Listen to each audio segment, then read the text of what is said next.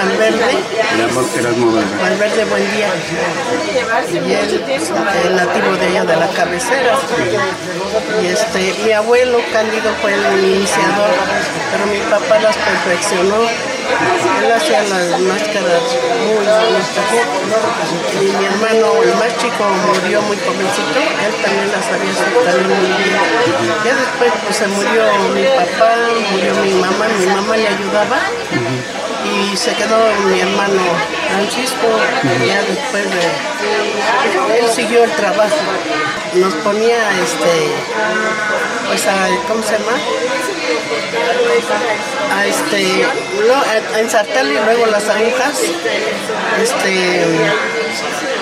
A lo mejor también le ayudábamos a sacar los chinitos del anafre y a sacarlos ya que se habían enfriado, a cortarles el sobrante y nada más que luego nos regañaba y pues no le aguantábamos mucho, para descansar, era muy renegado mi papá. Sí, mire, de lo que yo me acuerdo, desde mi abuelo era así. Mi abuelo era muy reservado, creo que tenía los vidrios pintados de negro porque no le gustaba que lo vieran trabajar. De plano así, entrabas muy lúgubre ahí, alumbrado desde muy temprano con los focos porque no le gustaba que lo vieran. Y con mi abuelo trabajé muy poco, como 2 o 3 veces si acaso, y solo iba a barrer el taller. Pues siempre es como una estética más o menos de que estás trabajando con el pelo del caballo y siempre arrojas basura, y eso era lo que me tocaba hacer, ir a recoger las sobras de lo que dejaba mi abuelo, y me pagaba, me daba un pesote, pero era un pesote de esos grandotes. Y bueno, posteriormente pues fallece mi abuelo y mi papá se queda al frente de la artesanía. Y pues él nos quería involucrar, trataba de involucrarnos a mi hermano Jesús, a mi hermano Adalberto, a mi hermano Domingo y a mí. Y sí, yo en esa época pues tenía la inquietud de un niño de jugar, ¿no? Y él llegaba de trabajar, él trabajaba en la Suprema Corte de Justicia de la Nación, mi papá. Llegaba en las tardes y se cambiaba, comía y decía, vámonos a trabajar. Y nos íbamos a trabajar al taller que estaba ubicado en la casa de mi abuelo Erasmo Valverde, mi abuelita Inés. Y pues yo escuchaba a los vecinos que estaban jugando fútbol y yo no quería trabajar, yo quería ir a echar patadas a jugar fútbol. Entonces pues él era así como que no me dejaba hacer nada más que pues se utiliza mucho la aguja y el hilo. Ensártame agujas, era mi labor con él. Entonces pues agarraba yo y como veía que había muchas agujas, le ensartaba 1, 2, 3, 4, 5, 6, 7, 8, unas 12 agujas y me iba yo a jugar. Y después al rato ya me estaba chiflando y escuchaba el chiflido del jefe y pues iba yo, ¿qué pasó, pa? No tengo agujas. ¿Cómo te chiflaba? Ese era el chiflido de guerra de mi papá. Y ya tenía yo que estar ahí presente y no te vayas, hijo, quiero que me ayudes. Sí, pa, sí, aquí estoy. Y agarraba yo y le ensartaba yo otras agujas, me iba yo como acercando a la puerta. Y ya otra vez veía yo que estaba bien surtido y pelas otra vez a jugar. No tenía, pues era un niño, no le daba importancia de veras a la artesanía que hoy en día que posee la familia Valverde. Entonces, de antemano, pues mi papá siguió así, o sea, me pedía que hiciera yo algo y no le gustaba cómo lo hacía yo. No, déjalo, yo lo hago. Y no, sí, así me acostumbró a estar ahí y solo lo que me pedía era lo que hacía yo. A pesar de estar viendo desde niño cómo trabajaba, pero no me dejaba involucrar. Papá era socio de las canoas, del paseo de las canoas. Yo personalmente disfruté mucho de lo de las canoas porque mi papá tenía un pedacito y otro terreno grande ahí, que ahí se llama La Joya. Y me acuerdo que mi hermana, otra hermana mayor que yo, agarrábamos una canoa, pero éramos chamacas y no la controlábamos. Era de remo, íbamos remando. Se nos iba para acá, chocaba con los bordos, luego ya chocaba del otro lado y no la podíamos controlar la canoa. Y había el paseo era darle vuelta a todo lo que era pues donde terminaba el paseo, porque muchos nomás llegaban allí al embarcadero, había un embarcadero. Todos los domingos había turismo, también a veces entre semana, pero entre semana nada más llegaba uno que otro. Y mi papá nos llevaba entre semana, porque le iba tocando a un socio estar un día para estar vigilando allí. Habían muchos, estaba una cantina, había un saloncito grande, y aparte había muchos cabañas. Había una cabaña muy grande y otras más chicas, que era donde pues la gente ahí llegaban y se comían ahí en las cabañas. Y había gente de la misma gente de los socios que iba a vender comida. Recuerdo a una tía mía, hermana de mi mamá, que iba a vender, y luego íbamos con ella también. Habían columpios, todavía recuerdo. A veces allí recuerdo que fue Flor Silvestre una vez. Parece que fueron unos empresarios que la llevaron a Flor Silvestre. Fíjate que hay tanta vivencia así de pequeño, pero no, pues de las cosas más bonitas es que yo siempre estuve en convivencia con mi padre. Ya desde el hecho que te dijera vámonos caminando aquí a la esquina, pues era algo muy bonito, porque tengo un hermano más chico, entonces la mamá se hacía cargo. De cierta manera sufres el desplazo, ¿no? Y pues raro, pero a pesar de todas sus actividades que tenía mi padre, él hizo ese reemplazo, él me cobijó y me llevaba para acá y para allá, y yo era yo feliz. Trabajamos aprendí a hacer mecánica mi padre, electricidad, plomería y albañilería, hacía de todo. Aparte de que pintaba, me gustaba pintar. Tengo un cuadro que me regaló. Entonces a mí, si me preguntas alguna vivencia, pues él era estar con él, con esa parte afectiva que tuvieron que entregarle a mi hermano por ser más pequeño, ¿no? Y esa parte afectiva que daba el padre, pues es algo que atesoro mucho, porque también no se lo compartió a todos, ¿no?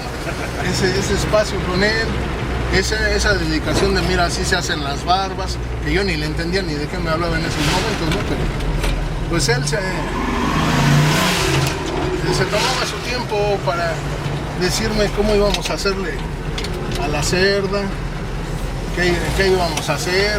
Hermano remaba, todos los domingos alquilaban muy jóvenes para que fueran a remar, a pasar la gente de donde se embarcaban, o sea, a donde tenía que llegar al embarcadero. Y mi papá también todo le hacía carpintería, tenía el campo, nomás que también no estaba abasto. Yo creo que por eso también a veces se ponía de malas, porque pues no habían muchos hombres. Mi hermano pronto se casó creo que de 16 años. Mi papá ya no tuvo quien le ayudara porque éramos mujeres. A veces nos llevaba al campo, pero a cortar la flor de calabaza. A mí personal no me gustaba porque la espinita pica. Yo me ponía un calcetín y mi papá se enojaba, decía, ¿dónde está Catrina? Pero me decía de otra manera. Y no me gustaba. Y mi hermana era mayor que yo, nomás se burlaba. Le daba mucha risa porque mi papá siempre vio que yo era muy, no sé, chocante la palabra. Y la verdad sí, no me gustaba ir mucho al campo. Nos llevaba a sembrar también, ¿sabe qué? el chile, el chile que es poblano, ¿no? Sacaba mi hermano Francisco, para descanse, lodo del lago y para hacer la melga. Y hacerle, mi papá le hacía cuadritos, recuerdo que le hacía cuadritos. Y luego le ponía, ya sea con los dedos o con un elote, le hacía el agujerito. Y nosotros íbamos echando 4 semillitas. Y ya recuerdo que después le ponían pasto, porque la pájara se comía la semilla. O se comía ya que había sembrado, ya que había nacido, ¿no? Y pues anteriormente pues las esposas tenían que llevar comida a seguir a los esposos. Él trabajó también dentro de todas sus actividades, trabajó en un rastro en el ABC aquí en Los Reyes. En otra trabajó tiñendo telas, por eso sabía cómo sacar los colores para los trabajos que luego en residenciales le encargaban. Se encargaba de enseñarle, de mira, tienes que aprender. Se revuelve el amarillo con azul para que te dé verde, cosas que después te medio enseñan en la escuela, ¿no? Pero él como había estado trabajando ahí, y es mucho ese tiempo lo que yo valoro, ¿no? Sí, de que en una fábrica de telas trabajó y entonces él tenía que teñir ahí. Y pues fue sacando las gamas, fue aprendiendo qué colorantes utilizar. Obviamente nos compramos nosotros pues, por medio kilo, por un cuarto, porque pues yo creo que me voy a ir y un medio kilo todavía sigue ahí vigente, ¿no? Hay unos colores muy fuertes con las aleaciones que él me enseñó a hacer. No sé cuántos años se van a preservar. Así lo más importante fue mi papá, ¿no? Porque siempre él tenía que resguardar el taller, y nosotros pues éramos jóvenes y de repente como que sales a la calle, sales con tus amigos y pues como que se te va la lengua, ¿no? O sea, como de decir, yo soy el que hago las máscaras, y entonces nosotros la mayor parte del tiempo pues salíamos a convivir con nuestros amigos, pero no podíamos comentar nada de esto. Entonces al igual en el taller nosotros teníamos toda la inquietud de avanzar, de progresar más, y mi papá también nos tenía frenados. Algunas cosas no nos las permitía hacer, como por ejemplo colocar unas barbas, hacer unas barbas, o sea, eso no nos los permitía mi papá. Le ayudábamos a hacer todo. Las barbas ya estaban hechas, ya estaba todo, pero él era el que las tenía que colocar. Entonces, pues como que en alguna, o sea, hasta si por así llamarlo, una parte de frustración, ¿no? Porque decías, yo siento que tengo la capacidad, ya dame permiso, pero no nos los permitía. Mi papá me decía, ¿sabes qué, hijo? Te voy a enseñar a cortarle los ojos a una cara. Y mira, estas son las medidas. Tienes que tener tanto de anchura de la boca, tanto de anchura de los ojos, tanto de distancia entre la boca y los ojos. Y ya. Entonces, cuando yo me separé de mi hermano, haz de cuenta que tenía yo a mi papá. Todo eso nunca lo hice, ¿eh? O sea, él me lo platicó, me dijo que me iba a enseñar, pero nunca lo pusimos a la práctica, no, solo lo comentó. Y al momento de yo estar trabajando, se me vino todo a la mente. Haz de cuenta que tenía yo a mi papá aquí. Me acuerdo que mi papá y así. Que no me salieron bien a la primera, te diré. Pero ya después vas comprendiendo las cosas. A esto se refería cuando me decía esto, a esto lo otro. Entonces, es padre, ¿no? Yo a veces a mi papá lo tengo aquí en el taller. Mi taller se llama Don Panchito en honor a mi papá. Entonces, pues procuro, así cuando tengo alguna duda, oye jefe, ¿cómo le hago? Porque no me queda esta cosa. Y no se manifiesta ni se me presenta como un fantasma, no, pero sí se me vienen ideas. Se me vienen ideas que bueno, yo siento que está conmigo cuando trabajo. Entonces, después de un tiempo en la juventud, pues me deshice de todo esto. Dije, yo no quiero saber nada de máscaras, yo quiero divertirme.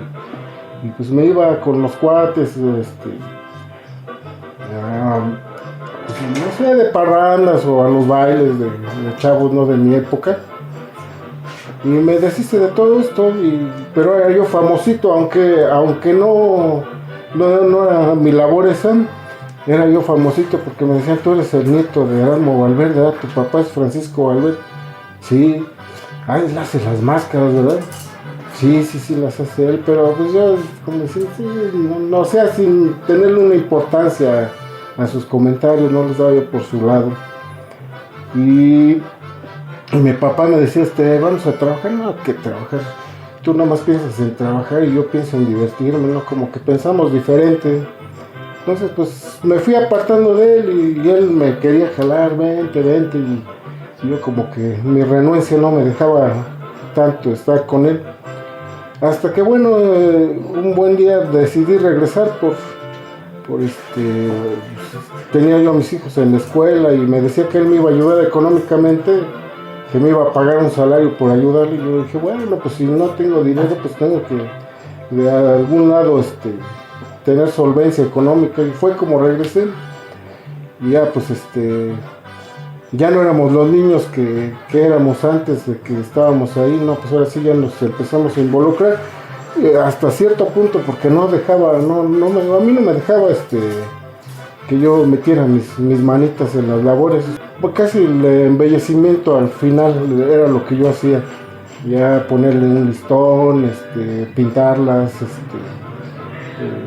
pulirlas, esa era mi labor ya al último con él.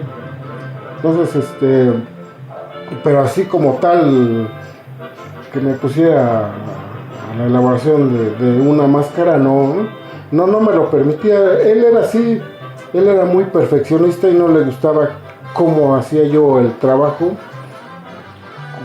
¿Cómo te explico? Me decía que había que ponerle amor, que una máscara estaba hecha a base de amor, está el amor, ¿no? Pero sí es cierto, o sea, después le da la razón de que hay que ponerle arte, que hay que ponerle lo mejor de ti, lo que tengas para que el producto salga bien. Recuerdo que mi papá, pues, como que hacía su trabajo y yo veía que se quedaba como satisfecho. Sí, como que veía, así como casi así presumidito lo que hay, que bonito, mi máscara. Sí, no recuerdo así que ella ha dicho, pues, oye mujer, mira esto, así que le haya dicho a mi mamá. Sí, pero bueno, en ese entonces ve que estaba lo del campo. Le mandaban a hacer los arados, una cuña, muchas cosas que le mandaban a hacer de carpintería. Una vez le mandaron a hacer hasta la corona de mi marido, le mandaron a hacer porque en aquel entonces sacaban Reyes Magos las personas que daban doctrina. Y él hizo la corona de mi marido, era chamaco. O sea, yo ni lo conocía. Fue mi cuñada que le hiciera la corona. Pero esa se la hizo de lámina. Sí había una cierta convivencia, pero terminaba, digamos, cuando ya entregaban la cerda, ahí terminaba. Ya pues lo que sucedía es que del dinero que ya llevaban previsto, invitaban un refresquito y ahí se sentaban a platicar. No sé si recuerdas que anteriormente la gente, como que era una celebración tomarse un refresco, ahora agarran y se los ambutan, ¿no? El tomarse un refresco era quedarse a platicar, ¿no? Ese era como que ese era el chiste de echarse un refresquito. Se ponían a platicar, salían ahí el anecdotario. Y muchas veces, pues como es uno pequeño, lo que quieres es estar jugando, brincando. Pero siempre salía así, al estarse tomando, pues en aquellos días había Pepsi-Cola. No se dicen marcas, dice. Sí. Solamente había Pepsi, ¿no? ¿No te acuerdas que había la Pepsi familiar y esa alcanzaba para todos los de la casa? Les daban un traguito, no era como ahora que cada quien se avienta su 1,5 litros. Sí, exactamente, eso era lo que hacían. se quedaban así en torno de ese refresquito. Que esta semana tuve este problema, esta semana ocurrió lo otro. ¿Y qué ocurría? Pues tener esa libertad de poder confiar a alguien lo que pasaba, ¿no? Ya no estarlo cargando uno solo y poder fluir nuevamente para la siguiente semana. Me da gusto que sigan, pues que sigan la tradición, que sigan el trabajo que mi papá, pues casi que él ya inició. Desde luego, como le digo, mi abuelo ese era el que había iniciado, pero él las hacía, mi papá las perfeccionó, ¿no? Mi abuelo las hacía, pero a lo mejor no muy bonitas como ahora, ¿no? Y pues mi papá era muy dedicado a sus máscaras, todo muy bonitas, las cejas y la nariz, la barba, o sea que se esmeraba haciendo. Bueno, pues como ha ido evolucionando todo, ha ido cambiando, yo creo que considero que uno de los principales retos como artesano es continuar con la tradición del municipio. Ese es uno de los grandes retos. Tenemos que luchar contra toda la juventud, contra muchas personas que no están bien informadas acerca de costumbres y tradiciones en el municipio, y mucha gente que desconoce de nuestras tradiciones, y tenemos que, tanto como carnavalero como artesano, tenemos que lidiar contra todo eso, y pues el reto es conservarlo, como te decía yo hace un rato, o el eslogan de nuestra comparsa, ¿no? Comparsa imperial, donde el pasado se hace presente, continuar con la tradición. De hecho, nosotros en la comparsa no permitimos que se usen máscaras de calavera, no permitimos en la mayoría que se usen máscaras bordadas. Nosotros, la máscara es la tradicional. ¿Con qué fin? Pues con el fin de preservar las tradiciones.